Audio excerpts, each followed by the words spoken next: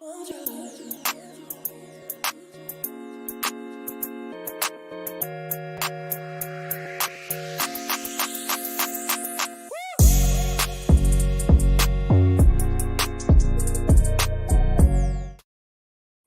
going on, people? Welcome to the morning view, the morning after the night after.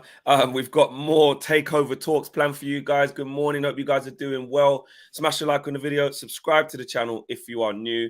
As you can probably tell, or maybe you might not actually, I might be hiding it well. You know what I mean? Operating off minimal sleep settings. That's just what it is. Back at like 3:30 in the morning, up at 7, straight onto Sky, straight onto here. This is what we do. We grind, we work, we move, and we keep the content coming for you guys as per usual, man. Owen, looking bright-eyed, bushy-tailed this morning. You all good? You know what it is I didn't go to sleep as late as you, but I always look tired. There's some mornings where I'll wake up. Nah, that's harsh. You don't always look tired. That's harsh. Sometimes the comments go, man, Owen looks tired. And you know why sometimes I look tired? It's because I am. Sometimes I just, I'm one of these people. I don't look awake till about midday-ish. And it takes you until literally midday to even look alive. Do you know why I have bags constantly under my eyes, Flex? I think also as well, because it was revealed exclusively on a match for the other day. I don't have like a skincare routine. I don't do the moisturizing. I don't do the cream. You know what I mean? Just water on the face. Water. Yeah, water on the face, have a shower. You know what I mean? That's about it. That's it. Yeah. Well, big up to the community around the world. It's 5 a.m. here. Big up, guys. So I don't know where that would be, Raymond. So what are they? 4 hours behind, maybe? 4 hours behind. Yeah. I mean, 5 hours, what, East Coast America? 5 hours would be East Coast. You know, if you've got Central Time, that's 6. West Coast, West Coast, 7. Interesting. Let us know where you're from, Raymond. Hi, Flex. And Owen from Dallas says, Feyenoord. Flex Mansour. Big up DJ. DJ says, Ashy Owen. Yeah, because he's only using the water. Yeah, I don't. I've got mixed. What do they call it? I think it's mixed skin is what it is. Yeah, I've got dry cheeks but an oily forehead. You know, the T-zone's all over the place. That's got a mix of everything. Yeah. And Sophia's Football Talk says, good morning, UV family. Remember, you can join the members club if you would like to. We had people I think it was Durain gifting out memberships yesterday. It was really nice to see. The community's growing. I think we've got over 200 members, is it, Owen? It's close. I think it's literally spot on 200 at this point, maybe just a little bit over. That. So amazing. Happy Conan says 3 p.m. here in Astana. Still watching Flex. Oh, what a guy.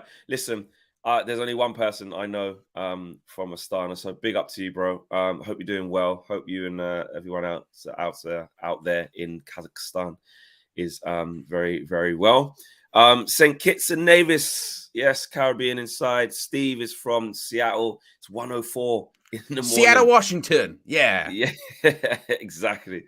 And Saeed, big up from Dubai as well. So yeah, a lot of people locked in from around the world, man. Love that. Various different time frames, time zones in the house. So let's get straight into it. Owen, Qatar Takeover talks. We had a massive show yesterday going into this kind of thing. It was like a record number of people watching in the morning. It was all crazy. What's been going on since? Well, a lot, to put it simply, Flex. A lot has been going on since then, and a few conflicting reports as to who actually from Qatar is going to be bidding for Manchester United. So we're going to do our best this morning to try and weed through all of this. Now, it's been reported from the Times. Now, again, it must be said, significant when it comes from the Times, specifically Martin Ziegler, because he is very much on top of a lot of the financial side of football. He was the one to break the story when it came to the Premier League, putting those charges against Manchester City earlier on this week. So when it comes to finances, takeover, all that kind of stuff, he is on point when it comes to that. And he is saying that a fund linked to the Qatari royal family has expressed an interest in buying Manchester United with a bid now under consideration before next week's deadline for interested parties. You might say, next week's deadline? What's going on with the deadline next week? Well, document circulated by Rain, the Rain Group, who's heading up this takeover process, states that potential buyers have until Friday, February 17 to table an offer, with the Qatari sources insisting that a decision has not yet been made on whether to bid. That said, the same sources believe an offer could well be forthcoming. The Qataris have already joined other groups from around the world in contacting Rain to gain access to the documents from which they can do their due diligence before deciding whether to join the race to purchase a club with a claimed global following of more than 1 billion people. It is believed that direct conversations with the Old Trafford hierarchy have taken place. Now, this is when it gets a little bit murky. This is when it gets a little bit of who actually is making the bid. So it had been reported previously that after being buoyed by hosting the World Cup last year, people in Qatar, various investment opportunities or investment people were looking to purchase a Premier League club or continue their direct involvement with football, increase their sporting portfolio, as it were. Now, there had been previously meetings between Nasser Al Khalifi, who is the president of PSG, the chairman of Qatar Sports Investments, QSI. There's a lot of acronyms involved in this one, Flex, as well as beIN Media Group and Daniel Levy, the executive chairman of Tottenham Hotspur. Spurs denied the discussions with Al Khalifi were linked to selling the club, a potential sale of a stake in the business, or a naming rights deal or anything like that. But it is understood that a meeting between Al Khalifi and Levy at the Fairmont Hotel in Doha during the World Cup was followed by further discussions in London last month. So Levy's full of shit, essentially. Now, the discussion, part of the Qataris' wider exploration for options for gaining a football club in the world's most revered and richest domestic league, continue. However, yesterday, and this is where it gets convoluted, Qatari sources insisted the talks with United were part of the same project. However, it is not QSI involved in those discussions because UEFA rules would not allow the owners of PSG to have a controlling stake in another club in one of its European competitions. Therefore, meaning that QSI could not own United unless they suddenly decided to sell the French giants, which, of course, they're not going to do. So, according to one insider, quote, there are definitely some regulatory challenges, and the Qatari fund has yet to appoint a PR firm, the services of which would only be enlisted if it does decide to pursue United. And it's also saying there'll be other bidders, of course, from around the world. It continues, but that's essentially it, Flex. Talks have taken place. There have been documents accessed, doing their due diligence. It's expected that a bid is going to be made. It's not from the QSI, even though they might be involved, but they wouldn't be owning United. Some regulatory change might have to happen. It's a bit cloak and dagger, smoke and mirrors, a little bit part of it, but there's definitely interest. There's definitely interest. Yeah, let's just stick to that bit. That's the bit. Something's definitely happened. We sound like that guy, that Barcelona journalist. Remember that from the summer? Things are happening. Oh my gosh, what was his Things name are again? happening with Qatar and United. Yeah. With all the levers and stuff like that. I mean, Owen's obviously given us a wealth of information there, of the latest kind of reports, and it's up to us to kind of decipher that. I think it's quite difficult because there's some murky waters there. There's some situations that, again, are above a lot of our heads. And I'm not speaking for everybody. Some people have a far greater understanding of this type of situation / transactions than we do. We can only discuss it the best that we know and as our opinion as fans. I think that the interesting bit is obviously accessing, the United documents to basically, do the due diligence. That's part of the buying process, isn't it? That's part of the, working out whether you want to bid or not. But actually, to get access to that, you have to be serious. You have to be a serious candidate, at least. You know, me and Owen can't rock up there and say, "No, we do. We want to buy it. Can we see? Well, can we see your data room according to reports for free. There wasn't even a fee associated with it. But to access it, you have to sign confidentiality agreements or whatever. But you're right. I don't think you or I could just go, "Can we have a look?" We'll sign something. It's those fine. Papers. Yeah. Can we check? Let's have a look. Everything's above board. We'll get KG with his calculator. No credentials. Oh my god, KG just rocking up with vibes. Where's the papers? I want to see the papers. Really? Yeah, but what credentials have you got? Nothing, just vibes. Just want to see the papers. But I think it's interesting what you're saying with the different parties and the ones that are involved versus the ones that may not be involved versus they might be involved, and it not being the same as the PSG organization. Because obviously they can't own two clubs. Can I just touch on that for just half a second as well? Yeah. Because I've already seen people in the chat saying this, because there's also another article this morning coming from Sky News. And again, when it's not Sky Sports News, it's Sky News. It's very serious when it comes to business side of things. They're also reporting that Qatar's sovereign wealth fund is exploring buying a minority stake in a Premier League club with interest in Manchester United. No. Now, a full takeover of the English club is not planned at this stage, but Qatar Investment Authority, QIA, which is different to QSI as well. This is when I said acronyms. City. Acronyms. QIA is exploring acquiring a stake that could be around 10%, according to Sky News. Now, this goes back to the story yesterday, saying the Emir of Qatar is said to be a fan, and the owning Glazer family announced in November that they're open to fresh investment. Speculation yesterday about a potential full sale to Qatar investors led to shares jumping 14% in New York in trading flex, 14% in big numbers. But that happens a lot with takeovers as well. That's happening a lot actually with the wrestling at the moment with WWE. But that's the field of play at the moment. There's one acronyms that can't buy the club. There's another that's saying potential minority investment. There's other private investors saying full takeover. But there's something going on. There's smoke to that fire. And it kind of echoes what we said yesterday. And this is why we were very... whilst bringing you, some of the latest news that we had and some conversations that we'd had, which are, you can make your own opinions from them. And whilst depicting the news yesterday morning, we said, this doesn't mean that, this will happen. This doesn't mean that this is close to happening.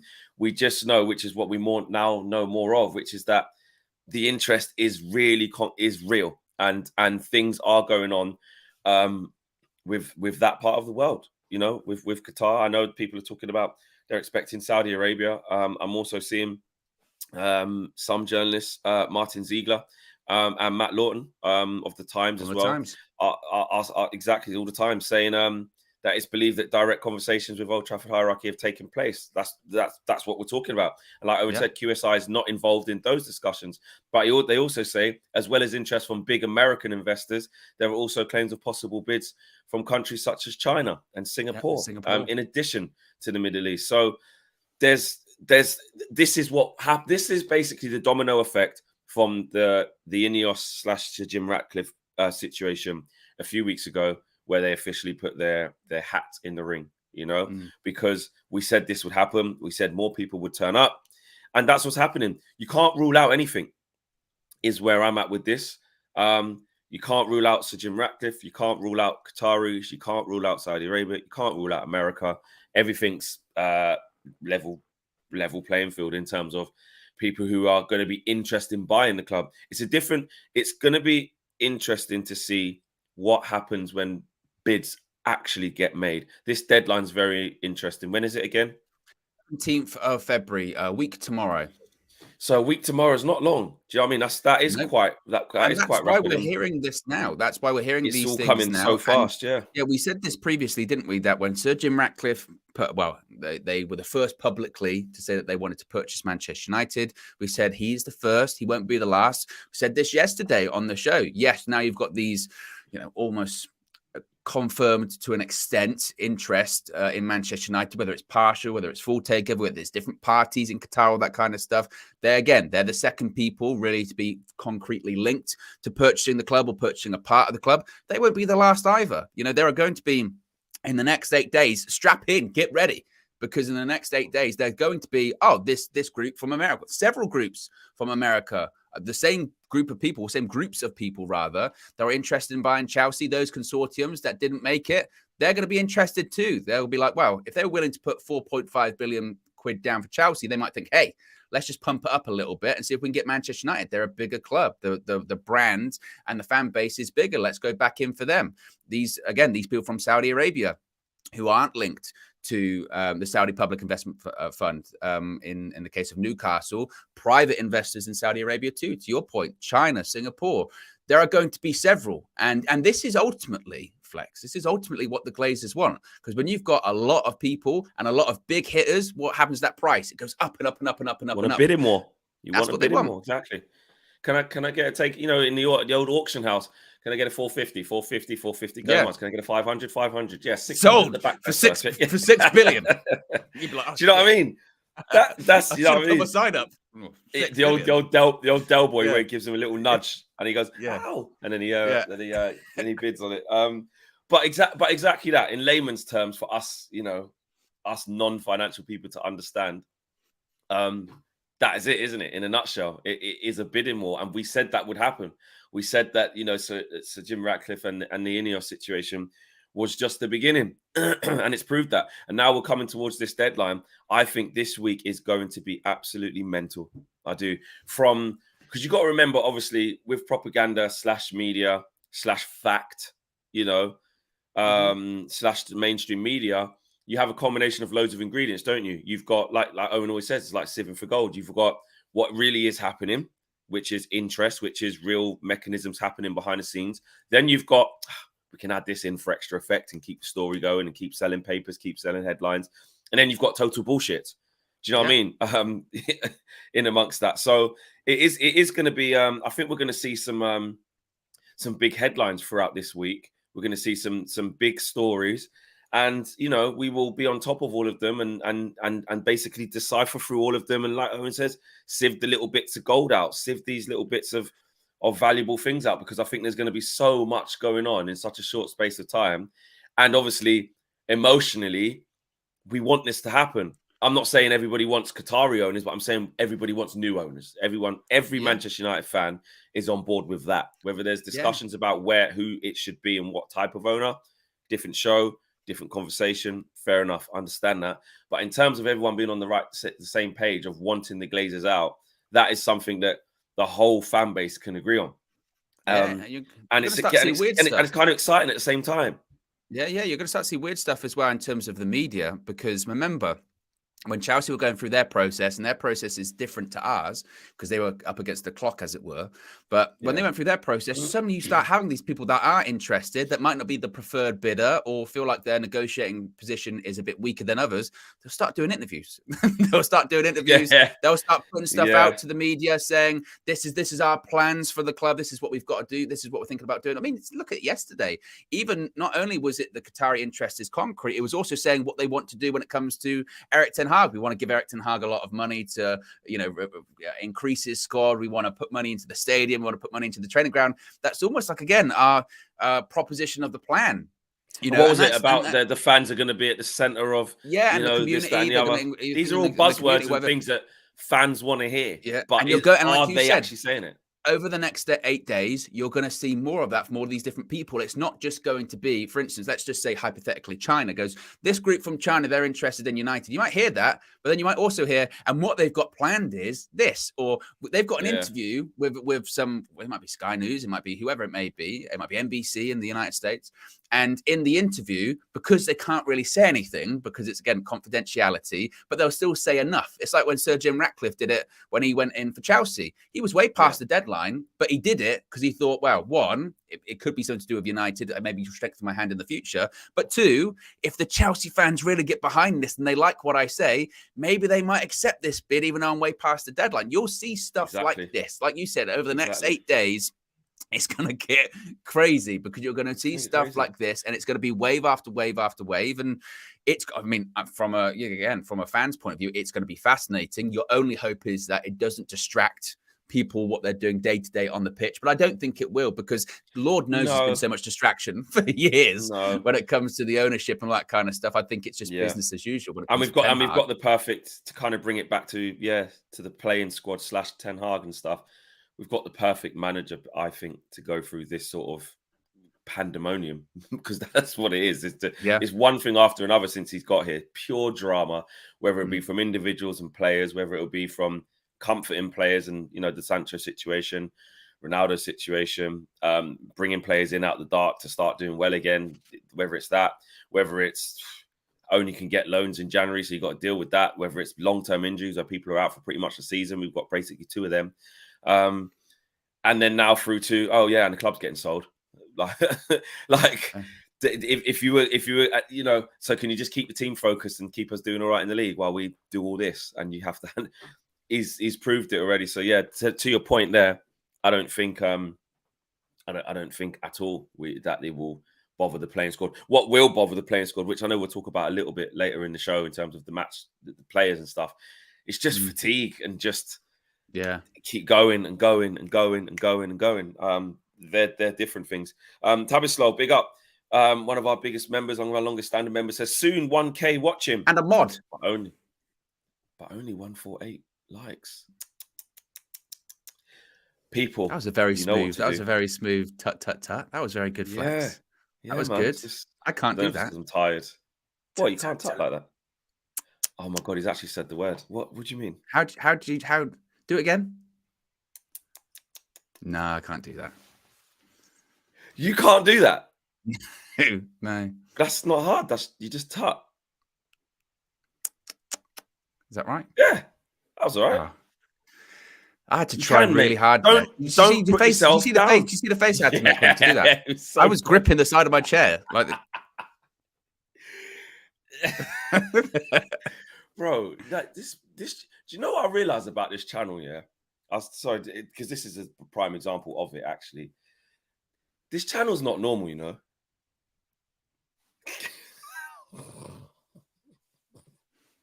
No, I was thinking yesterday because I was driving home. Because normally we stay over for a lot of the late games, but I had a lot to do today and stuff like that. So I just thought, let me get back. Bad idea. So many road closures, knackered, etc., etc. But anyway, I was just thinking about United View. I always do little things like that when I just get a moment to myself because life is so fast paced. You don't always get a chance to just zone out with your thoughts. Yeah. I was like, this United View's wicked, but it's mad, isn't it? It's just so random. Well, KG was throwing me under the bus the other day. Actually, I saw this during the Flex and KG shows. No. Like, he went. I've been watching some of Owen solo streams. Olo streams. Now that's good. Oh yeah, he said you just talk for no reason. I've been rambling and going off into tangents. And the worst thing is he's right. He's true. I have been, but I didn't think anyone was going to mention it because the other day I started a show. Flex. I'm not even joking. I talked about Batman for like 10 minutes. 10 minutes. 10 minutes. And I saw some of the comments. Why is this man talking about Batman? I went, I don't know. Yeah. I don't know either.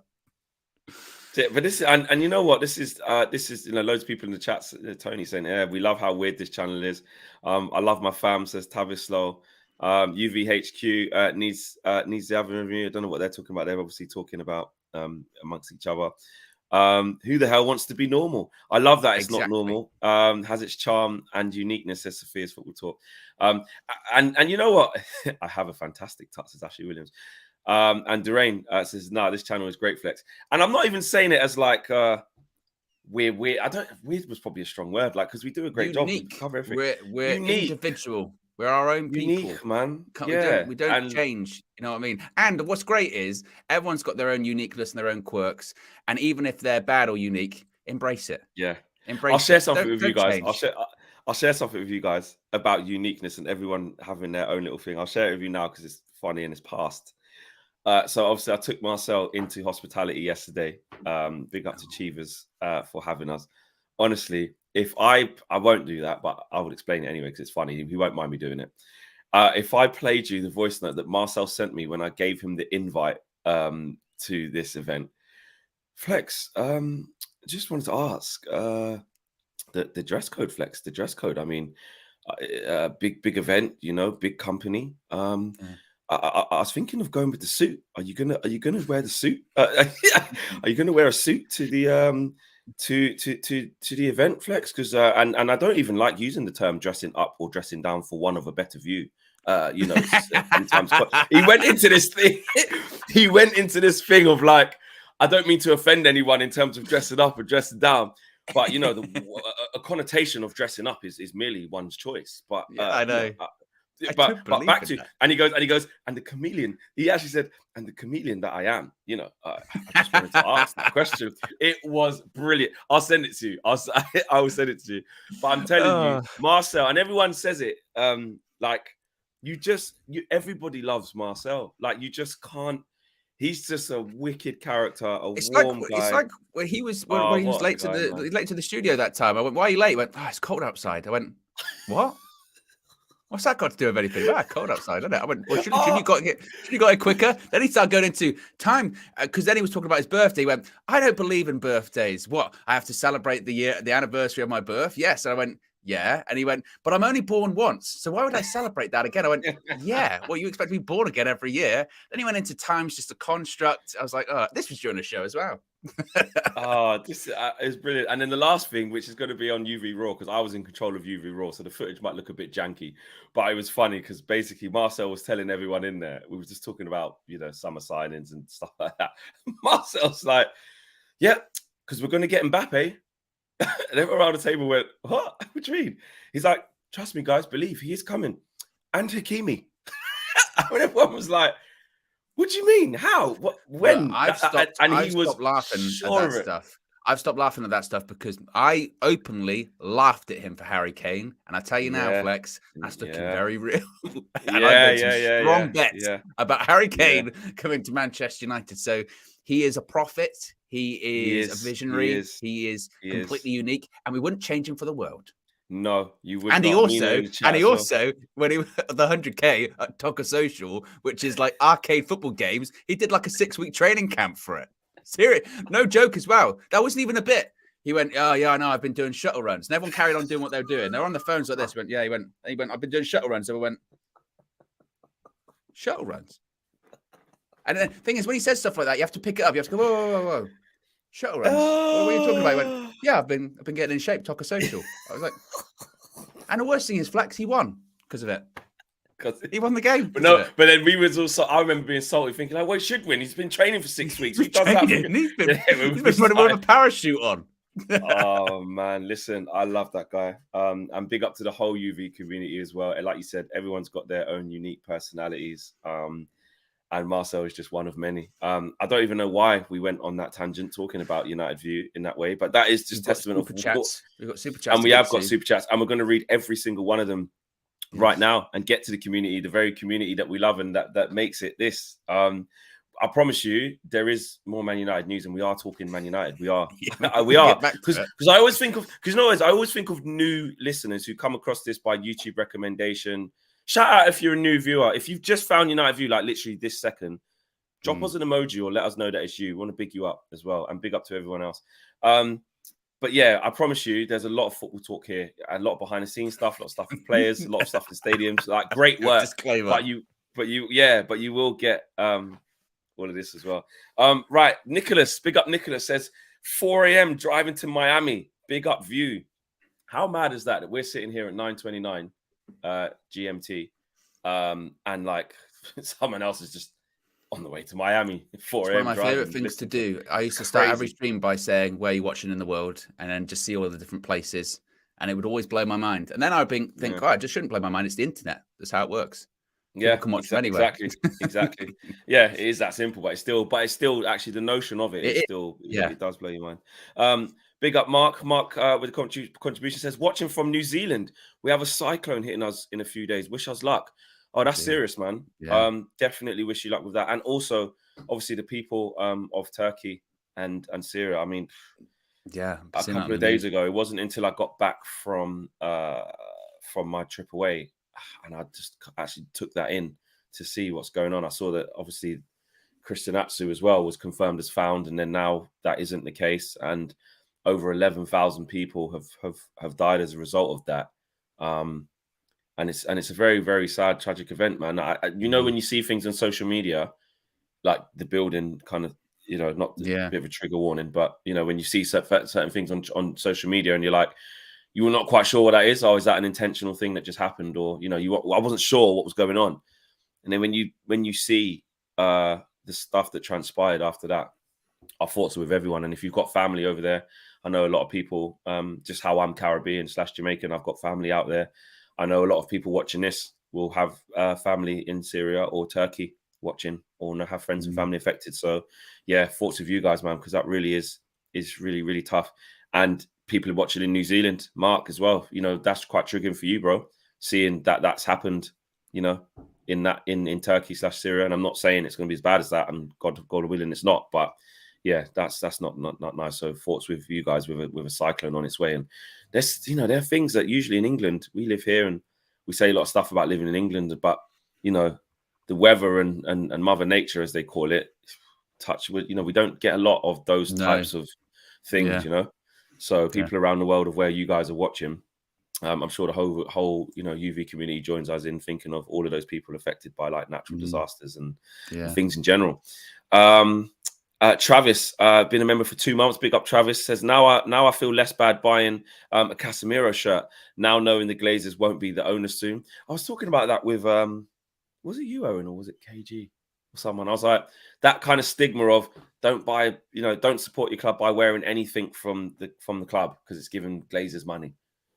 Which I was always quite uncomfortable with, because I think you shouldn't tell people how to. The same people saying that would be the same people sat in Old Trafford with £1,000 season ticket giving you money to the Glazers. Same people who say that would be the same people who have got Sky, who have got BT, who have got bloody every MUTV, whatever it is. Or if you get given it as a gift, if you're given it happy birthday, well, I don't want this. Take it back. Exactly. So I'm always a little bit uncomfortable of telling people how they must support their football club.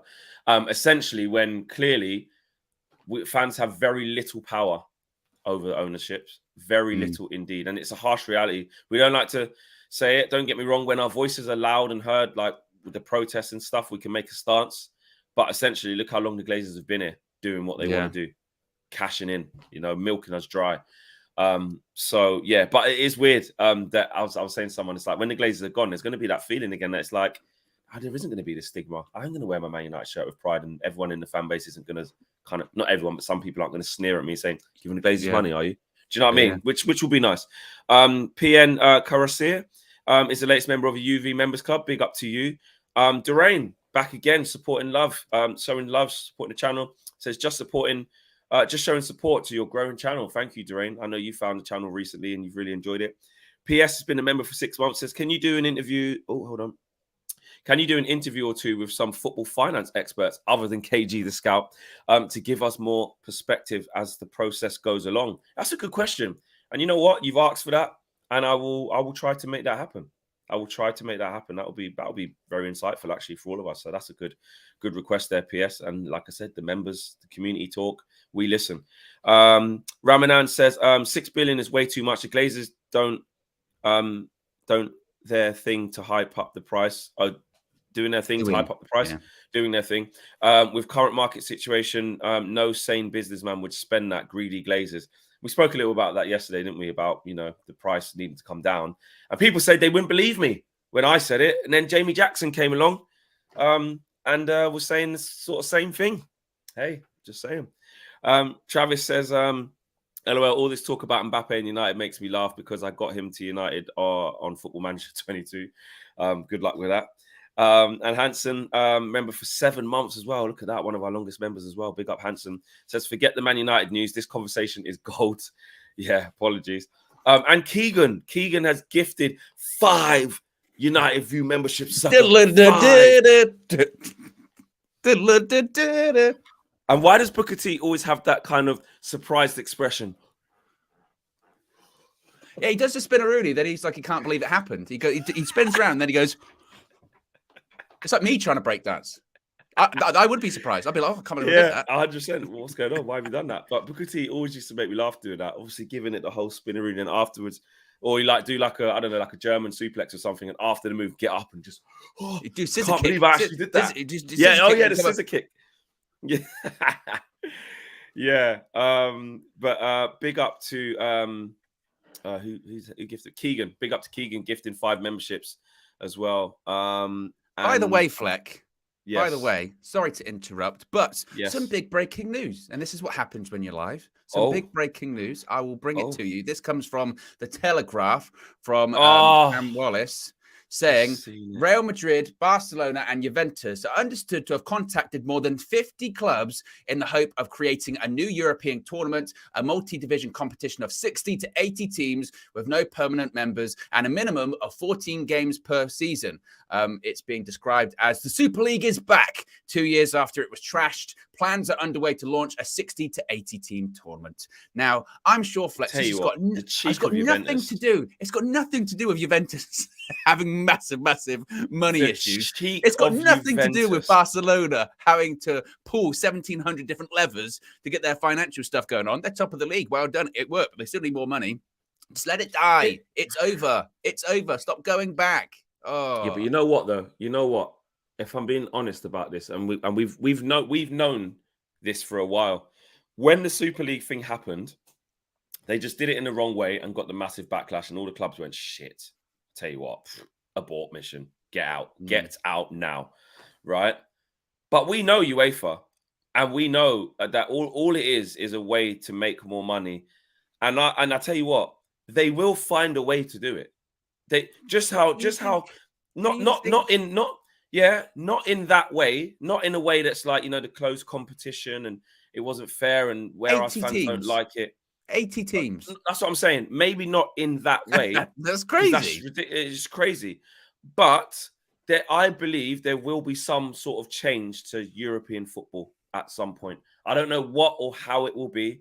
I don't know whether fans will get on board with it or not. But there is, they're not just, like we said, they will be back with another idea. Now, this seems like another stupid one, to be fair.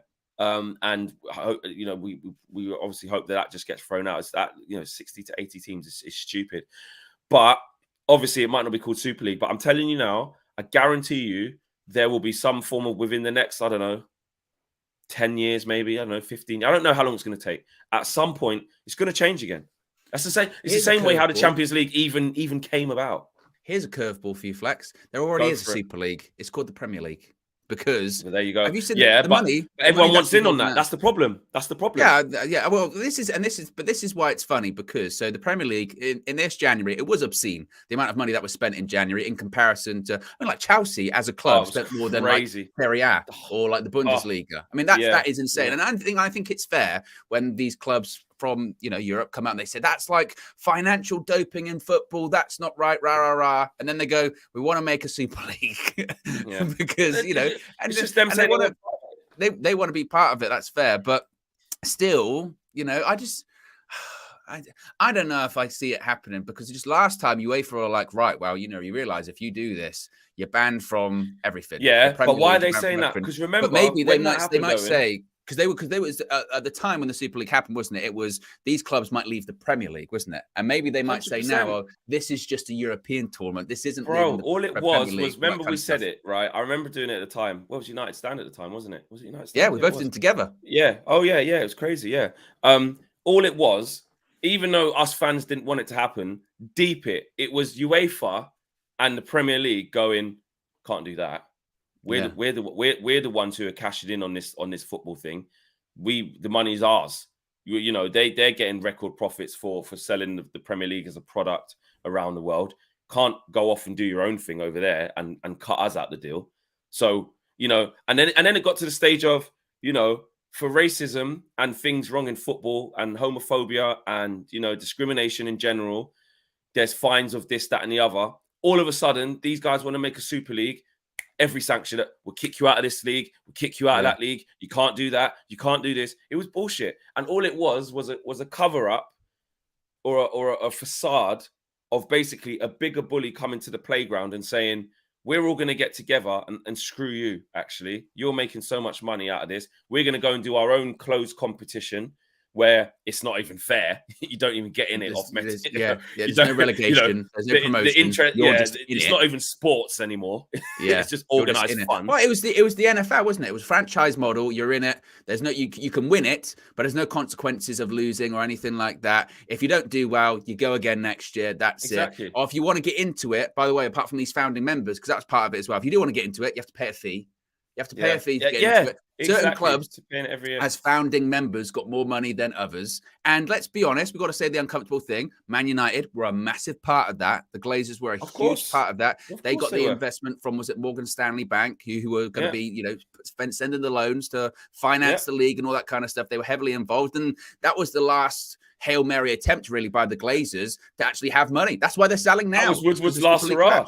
Yeah. That was effectively, I remember when we was on stream on United Stand and Woodward got sacked. Was you on that one?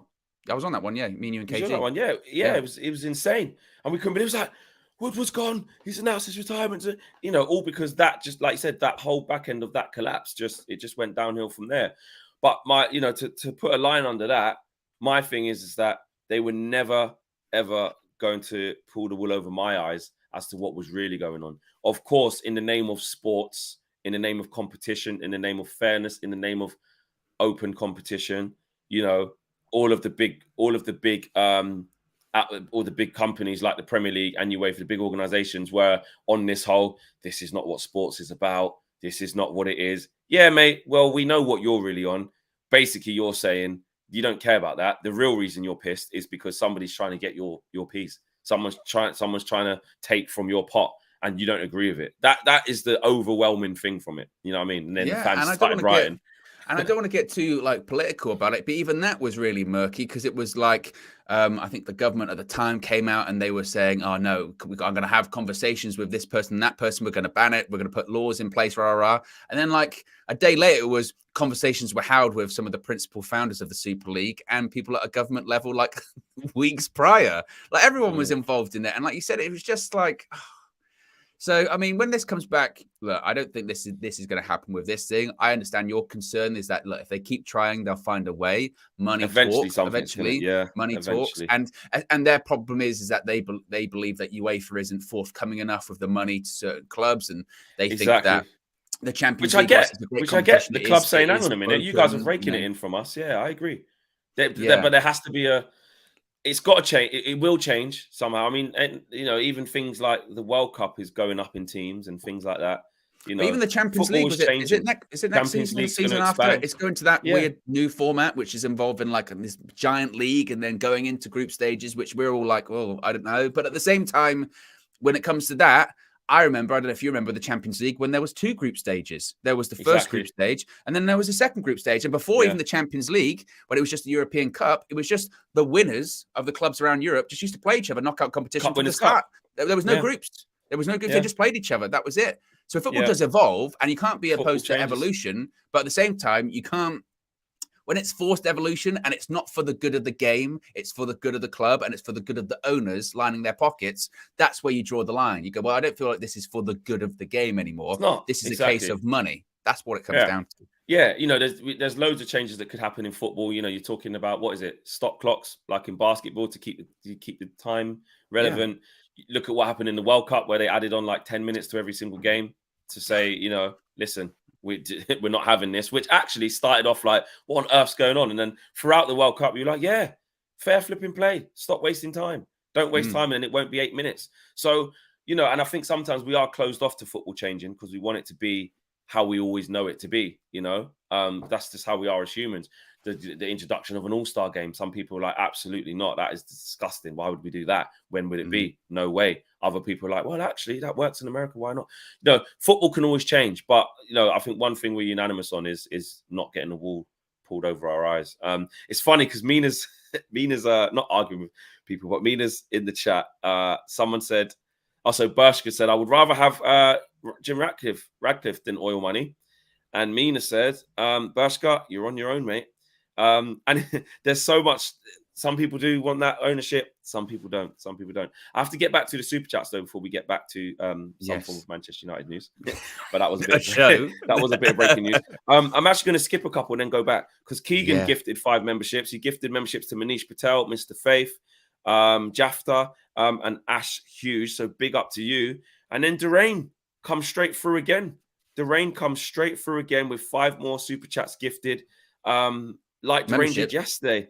5 memberships, yes. Yeah, memberships gifted and gifted a membership to The Reckoning, to Tariq, to Winters, and to Sean Jimmy. So, wow. I mean, unbelievable support for the channel. Great community being built. Memberships being gifted left, right, and centre. Unbelievable.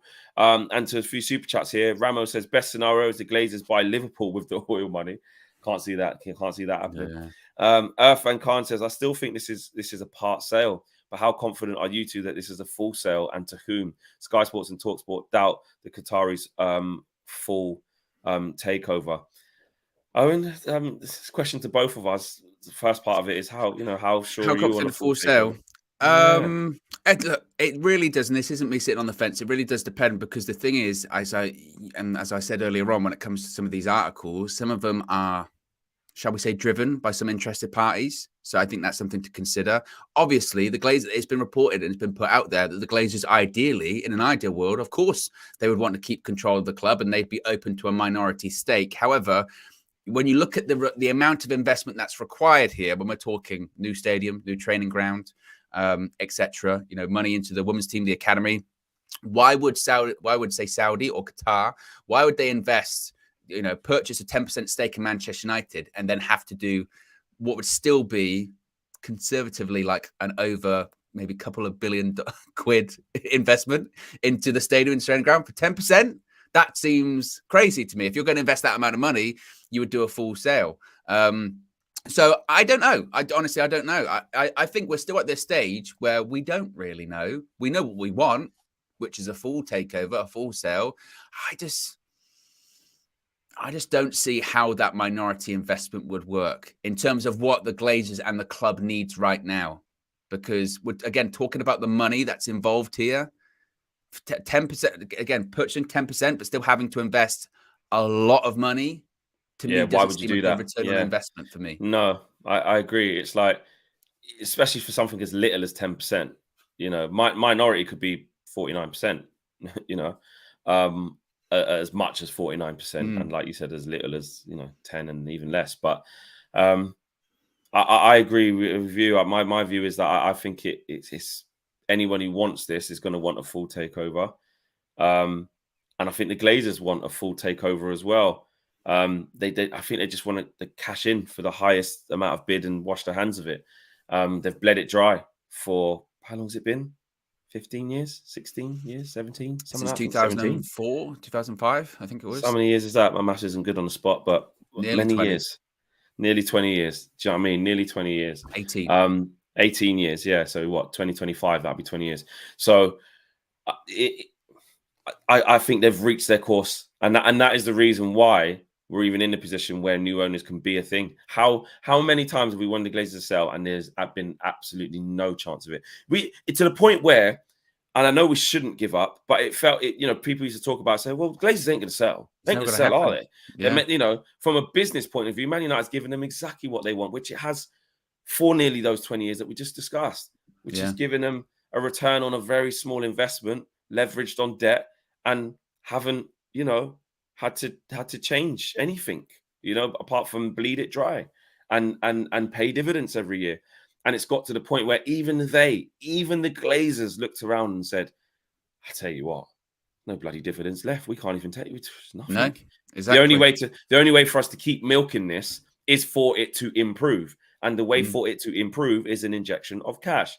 But remember, we're the Glazers. We don't want to invest any cash. No. So actually, this is the perfect time. So that's why I think this is, although it was very, obviously, they're never going to come out in a statement and say, we only want to sell the club, so who wants to buy it? It's always going to be strategic in saying full or partial sale or, potential investors. That could be negotiating tactics as well, because they can come out in these reports and say, we'd be interested in a partial sale. And then these people that want to purchase the club fully go, we've got to drive up the price then because we've got to make sure we give them an offer they can't refuse, So, yeah. But I think it's going towards a full sale. But at this point, who knows? United, this thing's changed so much over the course of the last few months. It's crazy. Yeah, exactly. And Travis has a super chat, says, if teams like Barcelona and Juve want the kind of money teams in England get, maybe improve the whole league so the same team doesn't win 10 times in a row. Yeah, it's down to a lot of factors. Teams in Serie A that are at the foot of the table, teams down the bottom of La Liga. It's the same thing. Same in Germany. They can't compete with the likes of Bayern or AC Milan or Real Madrid, Barcelona, and at a push Atletico. They can't compete either. So it is hard. And then essentially the whole quality of the league goes down. And that's what makes the Premier League so wonderful, that actually technically the same team has been winning it. Not technically, they have. Man City have cleaned up in the last 5 years, haven't they? But it's been entertaining where Liverpool have pushed them. But when you think about the Premier League, it is exciting. That's what I mean. Some of them, people say Premier League's the best league in the world, and it has the most money in it, and anyone can beat anyone. But at the same time, the same person won it. Wins it. I mean? But then again, it's quite hypocritical for us to say that, because for 20 years it was us that used to. It was Man United, exactly. But that's my point of the whole. Premier League. We did it the right way. We did it not by cheating, not by allegedly, not being disgraces and cheats. Yeah, exactly. Yes. Yeah. But the Premier League is in terms of, I know they're not in it anymore, but, you go to Burnley away and you can get turned over. Doesn't matter who you are. Bournemouth with 12,000 capacity, you can get turned over. But those things 4-1. like that, you get the shocks, exactly. You get the shocks in bloody Serie A and shit like that. Yeah. And Real Madrid Osasuna lost to Osasuna. There you go. Oh, there you go. That was just a random. I just said Osasuna off the top of my head. But I literally said Osasuna just off the top of my head. I was thinking. I thought you were aware of the result by saying that. I was like, no, that's a very specific team. Nah, Osasuna was like the first thing of when I just thought, people that can shock people. Who else? Osasuna. Is it Ibar? Is another team in there? There's just a low team, I don't know who else is in there. The thing is, Flex, I got it wrong. You disgrace, you're a cheat. It was Mallorca. Oh, Mallorca. There you go. I mean, Mallorca, bloody hell. That's just a place that people, the Brits go during the winter. Mallorca, but they're in La Liga. And they just beat Real Madrid. 1-0. I was disappointed by that because I thought you just said Osasuna off the top of your head, and I was like, "That's amazing." Turns out it was amazing because it's not true. Are Osasuna even still in the league? Are they even still in the league? They play them. You know why I got confused? Because they play them on the 18th of February. They play them. Oh, there you go. So they are still in the league. Yeah, 9 days time. Yeah. Yeah, but to my point, in those leagues as well, you have other teams, doing it. It happens. It happens. Big shocks. Big shocks. And I think. Where are we at? Oh, Nathan Joseph says, Owen, are you going to go? Oh, yeah. Owen, are you going to go to the Money in the Bank in the UK? I hope so. I said that we all need to go together. July. Is that the one you're talking about? July at the O2. Oh, but when in July is it going to be? You might be on tour. Which, if that is the case, then the answer might be no. That would piss me off. I've wanted to go to wrestling since I was a kid. And the one time when I'm actually going to go, I go to America and they come to the UK. Yeah. Most likely it will be during that time. Actually thinking about it. Yeah, because tours usually after the first week in July. Saturday, July 1st.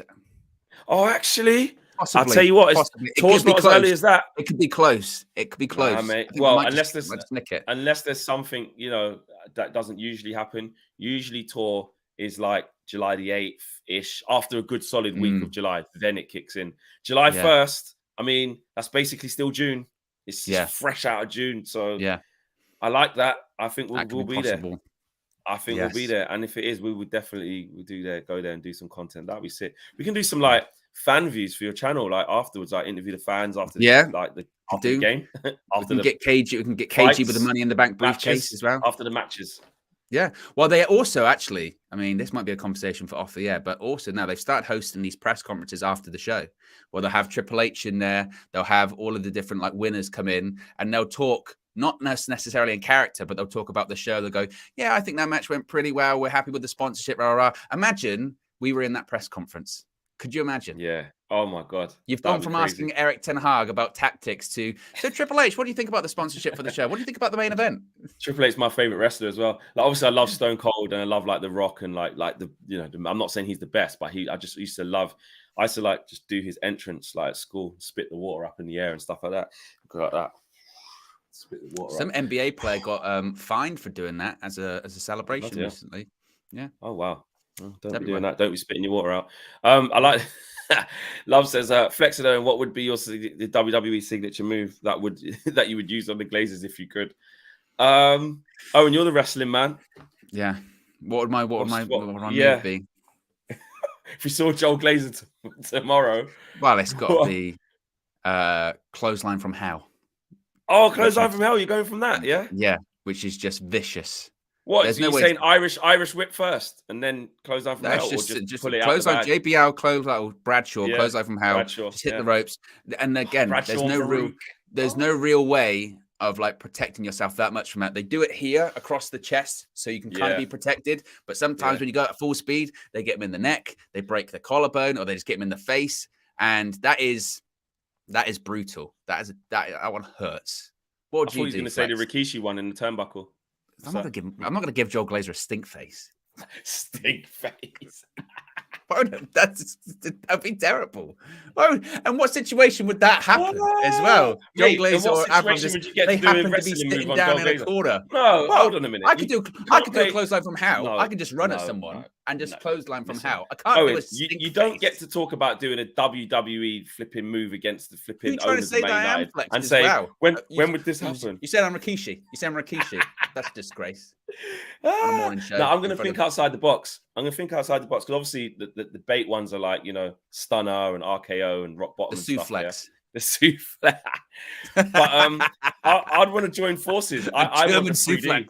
the German Souflex. 3D. Yeah, mine would be the 3D because I just like I like the idea that people used to get 3D'd and didn't know about it. They'd just be walking and two people just, if you get picked up, it just happens. It's just a cue, What are you saying with the Dudley boys? Yeah, but also, actually, that works as well. That literally works. Culturally, really works. Yeah. Which one would you be? Bubba. I'm Bubba, aren't I? Clearly. He's gone for it as well. He's answered it, guys. Bubba. I've reeled him in on that one. I'm Bubba. I'm power bombing Mae Young off the stage. All that kind of stuff. We come out with the different glasses on. You know what I mean? Yeah. I'm not sure what that makes. Where's my glasses? I've left them in the car. Where glasses? KG's Spike. Yeah, 100%. Can I just say something as well? Oh yeah, Spike Dudley with the little hair, the hair going down. What can I just say something about that? Because again, we've gone off topic, but that's just what happens. When you think of obviously the 3D is the thing, but obviously when they used to do the what's up off the turnbuckle, it's a bit nuts headbutting someone in the balls, isn't it? It's one of the moves. It's one of the moves. Do you know what the 3D stands for? Why does he? 3-dimensional? No. It's quite 3 Dudleys. No. Wait, let me try and guess. No, it's nothing to do with that. I want to know because I know you will know. You're the wrestling guy. Why is it called 3D? 3 because there's 3 people in the move. No. Go on. It's called the Dudley Death Drop. Yeah, and therefore it's 3Ds. So you did know that it's called the Dudley Death Drop. Yeah, you forget that. Yeah. I don't know what else to talk about. But Money in the Bank, yes, I would like to go. I would like all of us to go as well. It's a big event. That would be a lot of fun to go there. Flex has never been to a wrestling event before. And the thing is with going to watch an event live is it doesn't matter if it's rubbish because the atmosphere is always really good and everyone's into it, especially over in the UK. That would be a lot of fun. I don't think KG's ever been to a wrestling event as well. I think he'd enjoy that immensely. Yeah, I think Josh has gone either as well. No, I've spoken to Josh and he said he's never been before. And I said, you'd love it. Although there you go. The pyro, the fireworks, Flex, they are very loud. Good. Very, very but they make you jump because you're not expecting it. Good. So you know, like on TV, the intro play and then it comes to the arena. Boom. So when you're in the arena, the intro plays on the screen, you're watching it, and you're like, oh, it's like watching it at home. It's on a big screen, and then it goes sort of black, it finishes, and you go, oh, and it goes and you go, oh. Good. It's terrifying. That's what I want to see. I remember when he used to X-Pac 1, 2, and then jump up and do the last one. 3. And they used to go like that. I'm on it. Who's the one who had the thing that came there was like a spark thing that came all the way down and it blew up? Who had an intro? Dudley's had that. Dudley's had that. Oh, it was the Dudleys. That was it. It was the Dudleys. Yeah, it was the Dudleys. Yeah. That's how their thing started, isn't it? Yeah. So, listen, I'm down. There you go. Yeah. And the last super chat of the day is from Lil Yo-Yo. It says, Flex and Owen, have you been learning Arabic? I have not been learning. You've been learning Arabic. Spanish. I have started learning Spanish though. I have started learning Spanish. Am I going to do regular updates on how I'm doing? I'm not. I'm going to keep it close to my chest and just see what I can do. But I've started learning.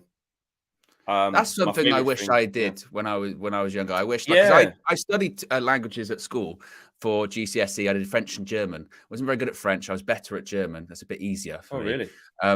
But because the school I went to, this is going to paint me in a certain light, Flex, was a designated language college.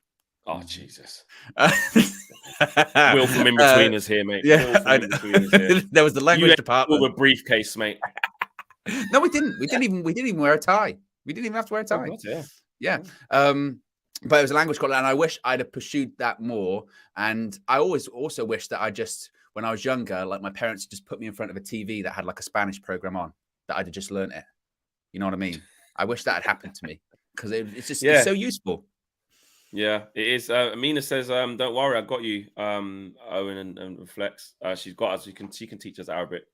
So I'm saying Paolo can teach us Portuguese. I've heard him talking on the phone as well. It's very impressive. Yeah, very impressive.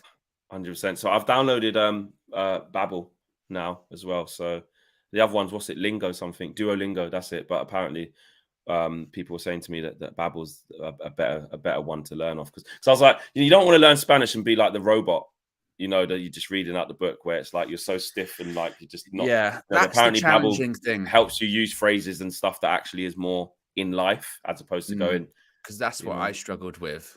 Because whenever you learn it, and then you do your written exam and you do your speaking exam, but when you have to do the listening exam, that is tough. Because when you hear people talk it in real time, quickly, I mean, I talk quickly as well. So people that don't speak English, they'd be like, "What on earth is that guy talking about?" And that's accents as well. It's tough. So that's the best way to do it. Exactly. And Keegan says Mick Foley's Mr. Socko for KGs, and Mandible Claw. Yeah. Who would KG be if he's a wrestler? If you had to compare him to one, who would KG be, do you think? No, if we're stop saying Mark boys. Henry. Stop saying Mark Henry. I didn't say someone that. else. I didn't say somebody else, because it's so easy that. just to say That's Mark you. Henry. No, it's so everyone in the comments putting Mark Henry. I can see it. Everyone's spamming Mark Henry. There's other wrestlers that KZ. Do you know who Marcel is? Well. do you know who Hornswoggle is? Oh, the little guy who used to run around. That's Marcel. Who was he with again? He Finley. used to come around. Who? Finley. Oh yes, the Irish guy. Yes. Yeah, that's who Marcel is. He's come and like low blow people and run off, and then like, make exactly. Them win. Yeah. Marcel Swoggle. The Big Show. Well, come out, do that. Yeah. Oh, the old wrestling, man. Oh, listen, it's the best. It's the best. I told you on my channel, there's a membership only thing. I'm going to get people on to watch old matches with me. That is a thing. Please invite me. Please invite me. Please do. Let me know when it is, and I shall be there. Yeah. Guys, smash a like on the video. Subscribe to the channel if you're new. We covered a lot today, to be fair. That's super. That's Super League. Yeah, a lot of nonsense. We did talk about the Qatar takeover talks. We actually did spend a lot of time on that, actually. So if you are just joining towards the back end of the stream, make sure you check that out. And while we were live, we kind of had that sort of breaking news that the Super League is a thing again. Might even add that to the title, actually, because we did spend some time talking about that. And yeah, enjoyed that. Big up the community. What have we got planned for you? Obviously, Match Day Reloaded. That will be coming later on. And we've got minimal prep because we've got Sunday coming up again. So what will it be? Probably press conference tomorrow. React off the back of that. Previews coming out, etc., etc. So yeah, keep it locked. You know what it is here at United View. Take care, guys. We'll see you all again soon. Peace.